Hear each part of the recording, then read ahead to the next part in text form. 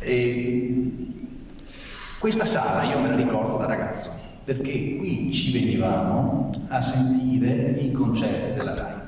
La RAI organizzava dei concerti bellissimi, io mi ricordo una serata unica con il duetto tra Udo Ughi e Bagnoli, pianoforte e violino. C'erano delle sonate di Brahms, strepitoso, una serata unica, perché loro registravano. Sì. Poi andavano in onda su Rai 3, Rai 3 Radio naturalmente, ed era gratuito. Quindi noi studenti, magari viaggiavamo la prima ora al Marco Polo al mattino per venire qui a fare la coda, prenderci i biglietti e la sera venivamo qui a sentire, però la RAI se n'è andata. Perché il problema, vedete, non è il turismo che occupa gli spazi in città, è che lasciamo vuoti gli spazi in città. Se la RAI continuasse a usare questo palazzo per fini culturali, per concerti, questa sala ha un'acustica strepitosa, non ci sarebbe il problema di vendere questa sala. Il problema è che la RAI esce da Venezia. Perché esce da Venezia? Perché ci sono dei problemi oggettivi, perché attraversare il ponte della libertà è qualcosa di difficile. Sapete che il tempo è denaro, in questa società moderna il tempo è denaro. Se sei in concorrenza con le televisioni private per arrivare a Padova all'incidente in autostrada, è evidente che hai problemi anche di carattere economico, costano, e quindi, posto che la RAI è un'azienda e guarda i costi e i benefici, ha deciso probabilmente che questo palazzo è un costo. Però purtroppo questo implica che se lo lasci vuoto poi non puoi pretendere da chi opera nel mondo del turismo atti di generosità, ne fai un albergo se ti consentono di fare un albergo. Per fortuna c'è il blocco delle nuove aperture alberghiere, ovviamente in maniera molto interessata. Voi sapete che gli albergatori non hanno nessun interesse che ci siano nuovi alberghi per evidenti motivi. Quindi è una difesa di classe, chiamiamola così, però non c'è da parte nostra la spinta per avere nuovi alberghi, però gli alberghi vengono fatti perché molto spesso non si sa come utilizzare i palazzi, non si sa come destinarli ad altri usi, non c'è quella fantasia, dico io, che consenta di dire beh, facciamo qualcos'altro. Però ha ragione il professor Marcomini, è un intervento che ho apprezzato molto per due motivi. Il primo è perché ha evidenziato che il futuro di questa città è solo quello di essere una grande capitale culturale mondiale. Noi questo dobbiamo essere, una grande capitale culturale mondiale. Ragione, è passato il momento della capitale economica, dopo Marghera non lo siamo più, è passato il momento della capitale politica, Visentini, De Michelis, De Gamo, non ci sono più questi personaggi. Venezia ormai è diventata da questo punto di vista provincia ed invece rimane una grande capitale culturale mondiale. All'accoglimento delle personalità dall'aeroporto, chi è accolto del cerimoniale, voglio dire, chi è del cerimoniale dell'aeroporto non ce la fa più, perché quando le operazioni della Biennale arrivano 20, 25, 30 al giorno, capi di Stato, regine, personalità, ministri, e li devono accogliere a un uno, evidentemente. Io stesso ho avuto l'onore di pranzare sulla terrazza del Monaco, il direttore mi ha detto guarda che stai pranzando con 3 regine. Ecco, Venezia diventa una delle grandi capitali mondiali, dove non ci sono i capi di Stato, ci sono i ministri, i grandi mercanti d'arte, ma ci sono anche tutte quelle persone che sono interessate all'arte, parlo anche dagli studenti, agli artisti, che sono le persone che sono più adatte a comprendere Venezia. Venezia è una città che va compresa, che spesso noi stessi, noi veneziani, non comprendiamo a fondo. Ma Venezia deve essere compresa, deve esserci persone che hanno la capacità anche di viverla, di fondersi con la città. Mi piace sempre sentire i miei albergatori che mi raccontano i turisti che stanno con la testa in aria, li chiamano, quelli della Biennale, perché vedono dei particolari che noi stessi di cui noi stessi non ci accorgiamo, che spesso stanno non all'altezza visiva come abitualmente camminiamo noi velocemente, quindi non ci accorgiamo di quello che vediamo. Loro invece si accorgono di particolari, spesso hanno anche le capacità culturali di interpretarli, di conoscere la storia di quel particolare manufatto, di quel particolare monumento, cosa che invece noi a volte non abbiamo più. Ecco, questo è il tipo di turismo, è il tipo di cultura, il tipo di capitale della cultura che penso possa essere Venezia in futuro, è il tipo di turismo che si porta dietro evidentemente.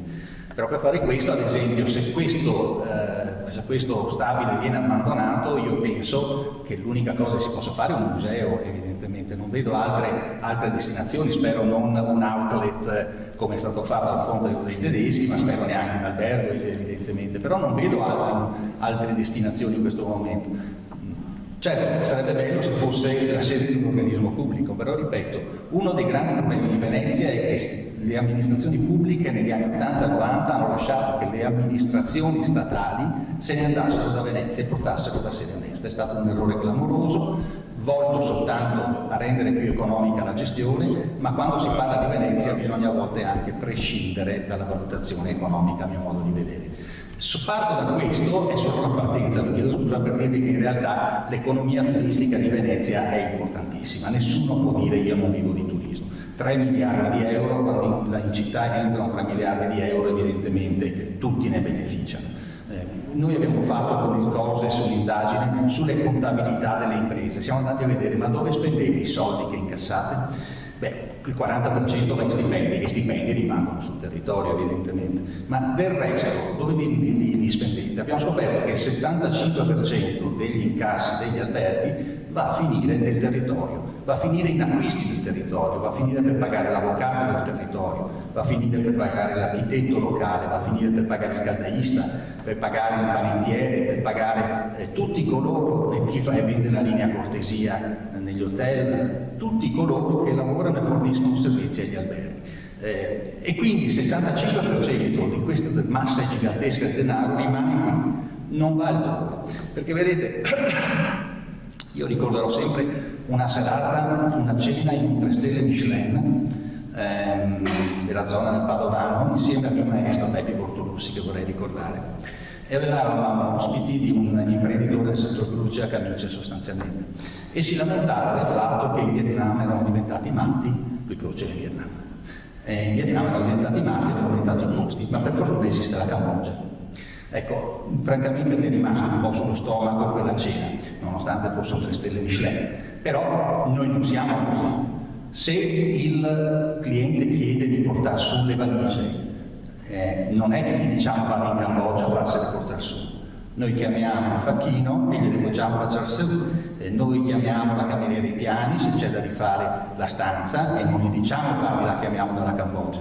Cioè tutte le persone che lavorano nei settori, diciamo così, erroneamente chiamati più umili, in realtà sono persone che provengono da altre destinazioni, da altri luoghi, ma sono persone che stanno qui con noi, diventano nuovi cittadini. L'impresa stessa diventa un luogo di integrazione, ma non solo un luogo di integrazione, un luogo di crescita, perché se voi andate nelle portinerie degli hotel ogni tanto vedete persone che sono di un'etnia diversa rispetto a quella italiana, provengono da altri paesi, sono persone che si sono adattate magari con un titolo di studio superiore, si sono adattate a fare qualsiasi cosa all'inizio per poi iniziare un processo di crescita.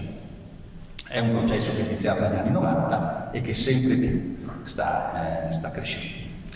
Quindi questa nuova cittadinanza che è importante, il 20% circa dei nostri lavoratori provengono sono extracomunitari, provengono da fuori dall'Unione Europea. Questa l'abbiamo sempre ritenuta fondamentale. Chi si oppone ai processi migratori in realtà non ha ben conscio l'effetto economico positivo dell'immigrazione sul nostro paese. Che poi l'immigrazione regolare o irregolare è un'altra partita, ma qui stiamo parlando di immigrazione, la possibilità di attrarre nuovi lavoratori per creare le condizioni per le nostre imprese di produrre nella maniera più efficace.